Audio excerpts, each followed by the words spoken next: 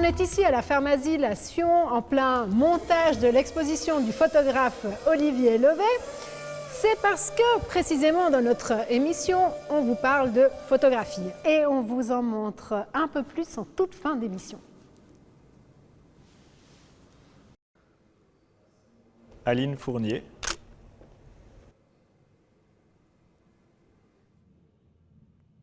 David Zender.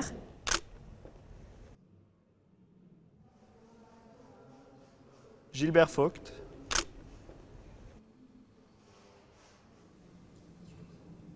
Olivier Maire. Mama told me, girl, don't you see, there ain't nobody gonna take from me. Daddy said to live your life, rolling her down on your price. You got to give all your heart if you want to. You got to give all your heart. Donc toi, tu verrais déjà un premier choix. Je pense voter femme, ça, il faut Ah ouais, prendre, clairement. Ouais. Mais toi, tu vois combien de photos alors? Peut-être 8 Ben, ça dépendra de l'espace. Mais tu sais, on peut même... Ah. Hello. Hey. Ça va? Alors, vous êtes déjà dans les choix? Oui. Ici, on est dans votre studio, Olivier Maire. Oui. Vous aviez vraiment envie de fêter vos 20 ans d'atelier. Pourquoi? On a monté ce studio avec Denis Emery, mon collègue, ex-collègue malheureusement parce qu'il a dû arrêter de travailler. Et on n'a jamais pris la peine de faire une grande invitation comme beaucoup de monde fait. Je me dis 20 ans plus tard, je ne vois pas l'intérêt de faire de montrer mes petites photos dans mon studio. Il n'y a pas de raison de faire une rétrospective ou quoi que ce soit. Donc je trouvais très intéressant d'inviter des photographes et puis de parler du Valais. You got to give all your heart if you want to. Et puis aussi voir ce que les pays étrangers ont publié sur le Valais à travers les agences, à travers les reporters. On est très étonné de voir certaines photos, la vie qu'elles ont. Chez nous, on les voit, c'est peut-être banal, elles passent dans le journal ou pas. À l'étranger, ça peut faire des unes, et puis elles ont une vie, quoi. Donc, qu'est-ce qui intéresse un Japonais, un Chinois sur notre canton? Vous avez vraiment envie de mettre en avant vos collègues qui font de la photographie de presse, ça vous tient à cœur? Oui, parce que j'ai vu depuis ces 20 ans quand même une réelle dégradation en fait, des conditions de travail.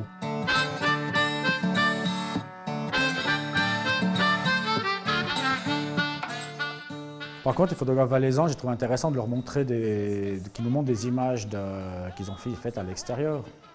Tu vois, Gilbert Vogt, il a des trucs de Cuba, c'est des reportages de valaisans à l'extérieur, je trouve aussi intéressant de montrer. Comment vous aidez Olivier Maire à faire ce choix? J'essaye surtout de comprendre ce qu'il a envie de faire et qu'il s'agit ici maintenant d'une première étape, de montrer des contemporains, de montrer des regards différents, de montrer des amis. Et puis l'idée, ce sera de réfléchir aussi à ce qu'a apporté la photo de presse dans l'histoire du Valais, parce que la photo de presse, elle n'a pas toujours été de presse, mais il y a une continuité entre les amateurs, entre les professionnels qui venaient pour des sujets bien précis. Donc c'est un peu le Valais qui se regarde lui-même à travers les photographes d'ici et les photographes d'ailleurs. Derrière cette fête, il y a quand même une vraie volonté de poser un regard sur cette photographie de presse. Il y a un vrai regard qu'il faut voir et qu'il faut mettre en valeur. Et cet aspect-là, à mon avis, il est essentiel parce que ces photographes multiples, divers et nombreux ont vu chacun le Valais à sa manière. Et quand on met tous ensemble, ça nous donne une idée du canton, ça nous donne une idée de son évolution. Mama told me, girl, don't you see, there ain't nobody gonna take from me. Vous allez monter une paroi ici et puis voilà, sur les conseils et l'œil avisé de Jean-Henri Papillot, vous allez faire une sélection. Donc ça, ce sera ici. Et puis après, au caveau de la Poste, toujours à Bramois, hein, et puis au Chai du Baron, là, ce seront 2 séries de vos photographies. Au Chai du Baron, il y aura 3 thèmes que moi j'ai travaillé personnellement pour mes expos. Un travail sur le portrait, sur le selfie. Moi, ce qui m'a amusé, c'était à l'époque, quand j'ai vu les premiers appareils numériques à la fin des années 90, quand on commençait à acheter des appareils numériques, numérique. Je me suis dit, ça va être utilisé, les gens vont se magnifier avec ça, on va se faire des photos de nous-mêmes, inévitablement, comme ça se faisait déjà en pellicule, la remarque. Il faudra la mettre assez haut, hein, je pense. Après, la deuxième série, alors c'était beaucoup plus la nature, l'eau qui fond. Enfin, il n'y a pas une photo nette, hein, je vous avertis. On va être dans le flou total. Le flou total, ouais, c'est des photos sur la lenteur. Le troisième, sur un petit peu ce qu'on laisse comme impact dans la nature. Et puis alors, au caveau de la Poste? Je travaille beaucoup avec les vignerons. Et ça, c'est un grand plaisir de mon boulot, je dois dire. Tout ce qui se fait autour d'un verre de vin, mais c'est vrai. Ça met la bonne humeur, les gens oublient le temps, les gens se parlent entre eux. Quel genre de photographe vous êtes? D'abord, j'étais un photographe de presse. J'ai adoré ça, vraiment. J'ai aussi, pour des raisons familiales, j'ai une petite qui est née, elle a 8 ans, donc je ne me vois plus aller courir monts et vallées. Donc j'ai aussi redirigé ma carrière plus sur la publicité. Je suis devenu un peu un photographe de, comme disait si bien Robert Hoffer, qu'est-ce qu'il disait, un photographe de province. Ça dépend pas une neige. Mais sans dire... Sans être provincial. Voilà. Non, mais voilà, j'assume parfaitement ce rôle d'être régional en quelque sorte. J'aime bien ça, quoi.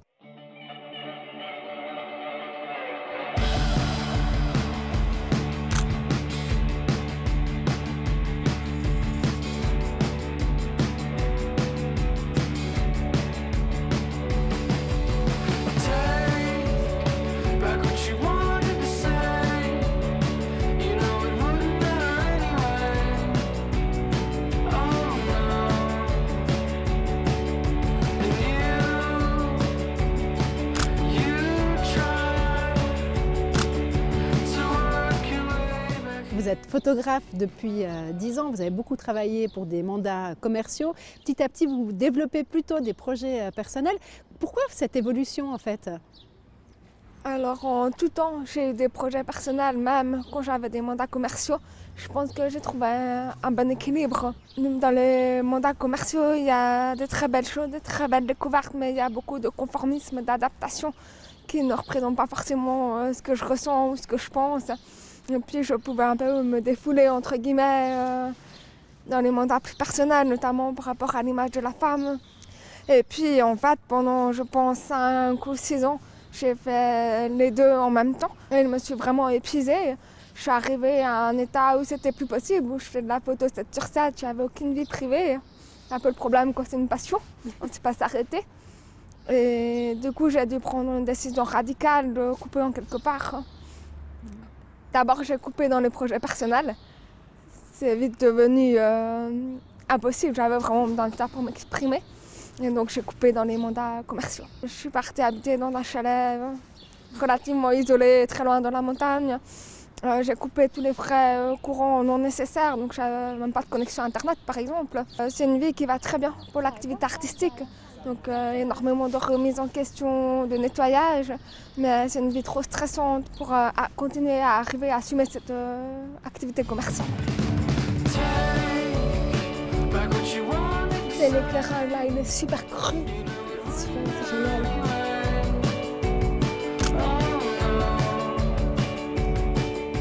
Peut-être qu'on ne se rend pas bien compte pour un novice, on se dit on fait des photos, puis voilà. Mais il y a quelque chose de très lourd qui demande beaucoup d'énergie qu'on ne voit pas peut-être d'une fois à l'image sortie. Probablement, mais c'est aussi ce qui fait partie des bons côtés. Donc c'est toujours des mandats différents, c'est toujours des horaires différents, un matériel différent. Des fois je commence à 5h du matin, des fois à 22h selon le mandat. Par contre c'est la richesse, c'est les découvertes, c'est le bonheur des rencontres.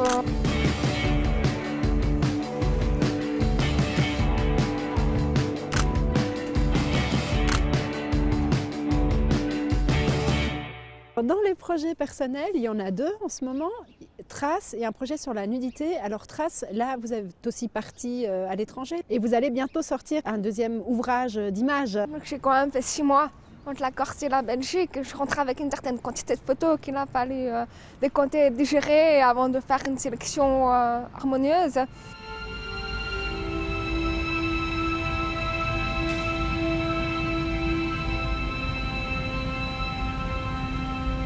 Puis il y en a un autre, alors plus sur la nudité.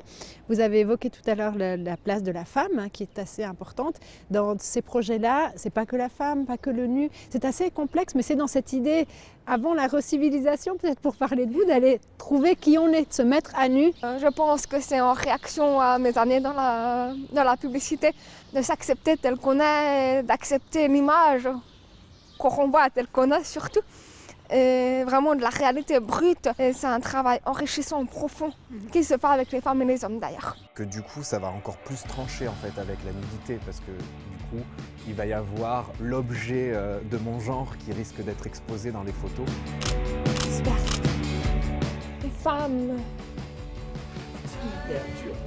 Je sais, on essaye. Ou alors hommes. Le fait que vous soyez malentendante, ça amène aussi une certaine sensibilité, j'imagine. Oui, bon, par exemple, la presse, pour moi, ça n'a pas été possible. La presse, j'aimais beaucoup le reportage, mais c'était vraiment, il fallait pas téléphoner, répondre au téléphone, être très réactif. Et ça, à cause de mon handicap, ça a très vite été bloqué. En revanche, j'ai développé ma sensibilité, le côté publicitaire, parce qu'à la base, je viens du monde de la pub, avant d'être dans la photo.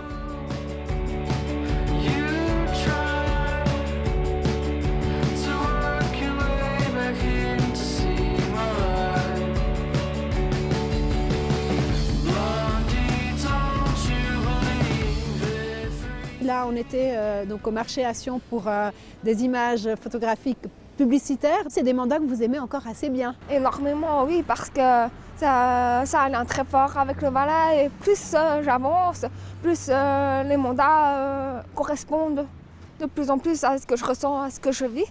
Donc des produits du terroir, par exemple, le lait à la nature, qui est très fort. Et bien sûr, ils me sont indispensables pour vivre. Donc vous continuez et persévérez dans le métier de photographe. Bien sûr. Quoi d'autre? Quand je suis en shoot, j'ai un plaisir immense. Le moment où je photographie, je sais que c'est juste. C'est tout ce qui est avant et après que je dois régler. Il va falloir que pivoter sur un axe, trouver une nouvelle manière d'apprendre la photographie. Mais c'est vrai que quand j'ai l'appareil dans les mains, quand je suis en chute, c'est juste... ça ne peut pas être autrement.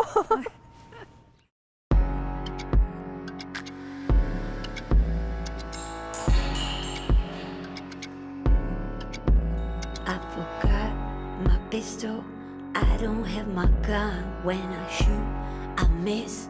Have to focus right now, the beat, the stakes are running very hard. Drive through. You see my hands are tied. Less bottles are stretched in an open line. Now you see, my darling, it's my turn to shine. On voit juste la bouteille d'alcool. I will strike you down. You see, I feel my mind. Il y a des images hyper. Et comment votre photographie, elle a évolué? Au départ, elle était assez classique quelque part. Am Anfang habe ich genau schwarz-weiß entwickelt im Labor, habe sehr mich mit technischen Sachen auseinandergesetzt in der Fotografie. Aber mit der Zeit ist mir einfach immer mehr gemerkt, dass ich eigentlich am liebsten sammle. Und ich war schon als Kind ein Sammler gewesen. Und der Fotograf ist eigentlich auch immer ein Sammlet-Moment, er archiviert, ist in Welt. Und darum bin ich immer mehr auf das Sammeln gekommen und habe mich auf das Mal, das Fotografieren jetzt im künstlerischen Sinn weniger mehr interessiert.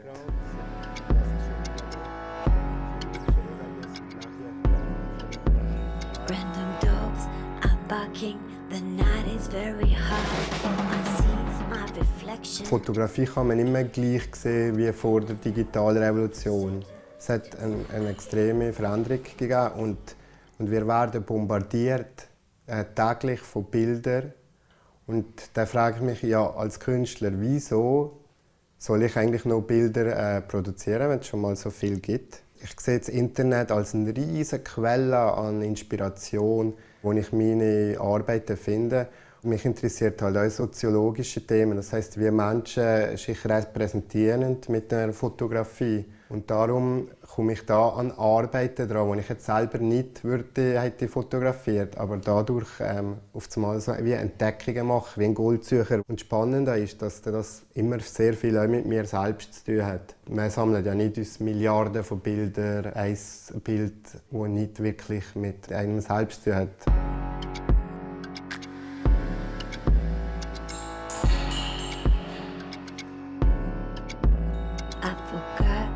Une des séries de vos collections, on la retrouve dans ce livre, hein, avec des armes à chaque fois présentées à côté de plats de nourriture pour bien montrer que l'arme est réelle, que la personne possède cette arme.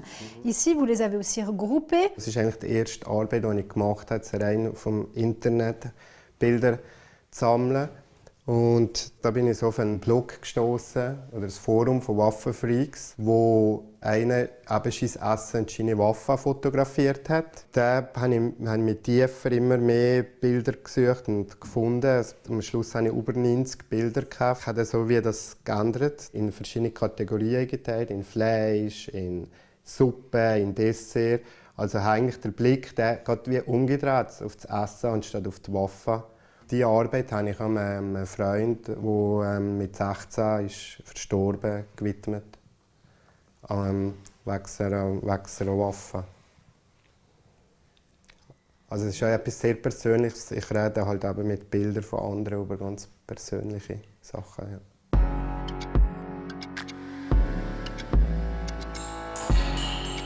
Vous faites encore des photographies, vous les faites plutôt dans un cadre de mandat publicitaire pour des entreprises?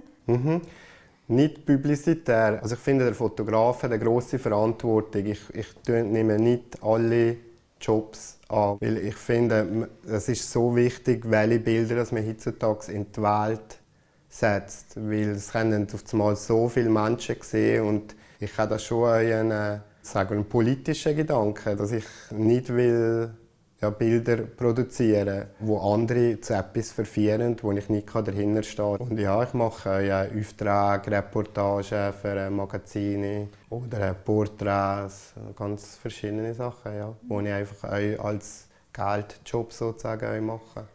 Vous avez encore une autre démarche aussi, où vous allez distribuer des appareils photographiques à Rarogne, aux habitants de Rarogne, pour ensuite récolter leurs images. Là, c'est un projet qui est en cours en ce moment. Das heisst Welt im Dorf und das ist jetzt schon das zweite Mal, dass ich es mache. Zuerst habe ich es Zimpel und Dorf gemacht. Die Idee war nicht, jetzt irgendwie Postkartenbilder zu machen, sondern neue Themen, die das Dorf beschäftigen.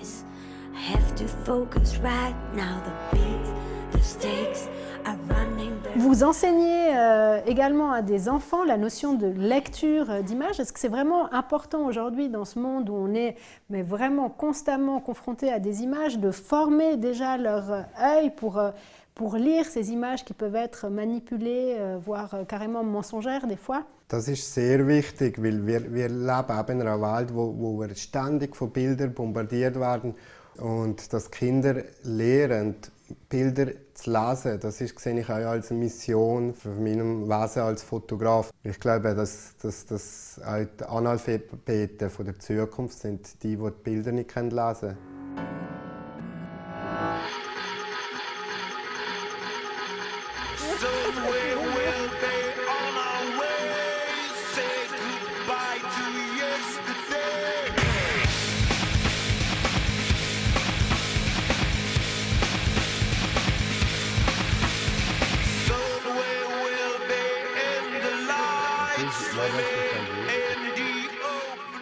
Donc ça, c'est la maquette de la Grenette.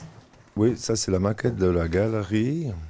Ça me donne déjà une idée beaucoup plus précise de la mise en volume de l'exposition que je souhaite faire. Mais ça aussi, c'est pour savoir sur la longueur combien j'en ai, combien c'est possible, mais j'aime plus tellement ces accrochages linéaires. Pourquoi ? Parce que le monde, il est représenté pour moi dans un chaos absolu et total. Donc, comme je travaille à travers ce chaos, maintenant aussi je fais des expos où c'est chaotique. D'accord. Là, ça a l'air encore assez bien organisé. Quand même. Ouais, beaucoup trop.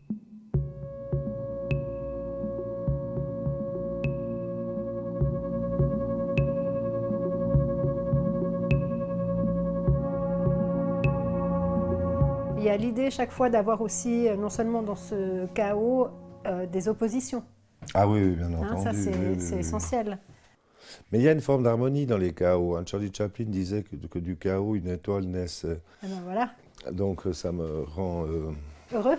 heureux. Oui. Le titre, c'est Itinéraire sans frontières. Il n'y a pas de thème, mais il y a 40 ans de photographie. Voilà, justement. Alors à l'étage supérieur, là, ça sera vraiment les premières photographies. C'est l'hommage un peu que je rends à mes 20, 30 ans, mes 20, 25 ans, où je fréquentais le milieu artistique à Paris. C'est vraiment les prémices où j'apprenais avec Tinguely, avec César, avec Soto, avec toutes ces rencontres que je faisais à Paris pour avancer. Parce que j'ai beaucoup appris des peintres, moi, et notamment d'Albert Chavas, énormément. Beaucoup plus que des photographes. Parce que j'ai beaucoup eu plus de confiance au départ avec les peintres, parce que c'était très important pour moi de me rendre compte qu'ils dominaient déjà tout ce que je voulais apprendre. Les formes, les couleurs, les mises, les compositions, tout.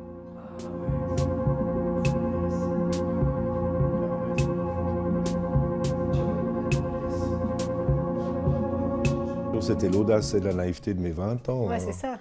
Tout était possible. C'était le tout était possible, hein. Ça c'est clair, on a de l'énergie. Mais enfin, j'étais surtout à l'écoute. Alors ils étaient vraiment avec un petit jeune qui se taisait, quoi.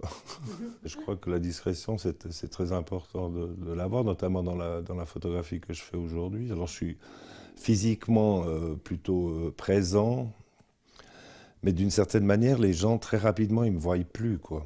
Et puis, je pense qu'il y a quelque chose que j'ai qu'on n'apprend pas, qui est cette mouvance, se bouger dans des situations, que je sois à Paris ou à Kampala, pour moi, c'est absolument pareil. C'est pour ça qu'il n'y a pas...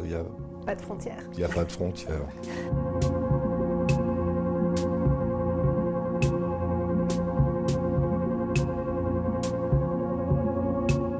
Ça, c'est en Italie. Donc j'essaie quand même de montrer un peu de bonheur. Hein. Quand même. Quand même. Malgré Mais le pessimisme ambiant. Voilà, mais ceux qui me connaissent bien, ils disent tu photographies la mer parce que tu sais qu'il y a du plastique dedans.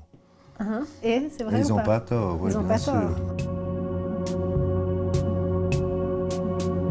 Ah, ça, c'est les photos faites pour les ONG et puis pour la presse.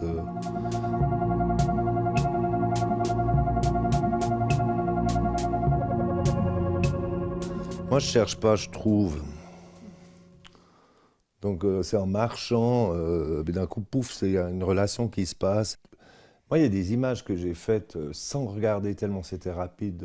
Cette photographe, attendez, je vais vous la chercher. J'ai absolument pas eu le temps de regarder ce que je faisais.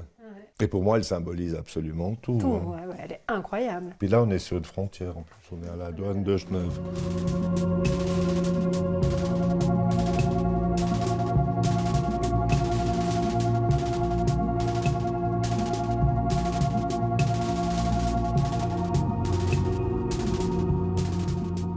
Pourquoi c'est si important, les mendiants? Mais parce que c'est des êtres humains, c'est des enfants de Dieu.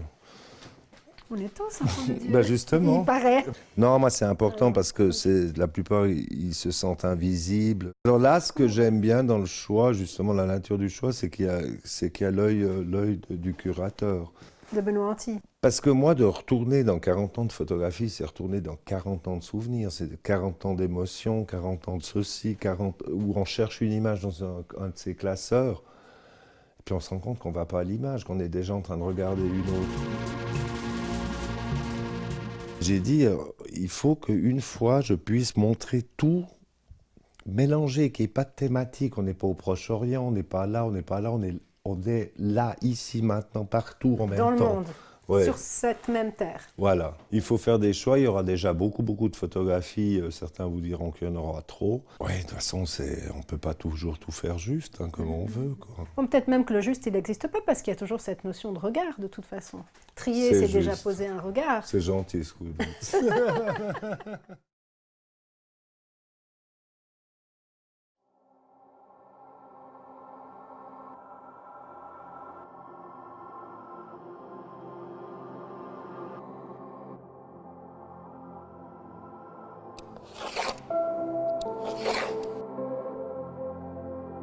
Mais par contre, donc là j'ai commencé là. quand je reviens là-dessus, je dis bon, est-ce que c'est vraiment le 17.5? Puis je dois remonter là-haut pour faire l'étude, puis on court droit dans un mur. On essaie de s'échapper par là, mais...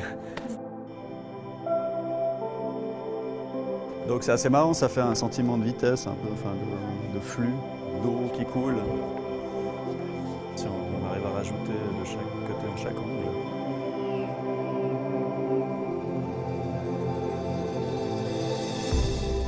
Pour plus d'événements, consultez votre agenda culturel sur culturevallée.ch.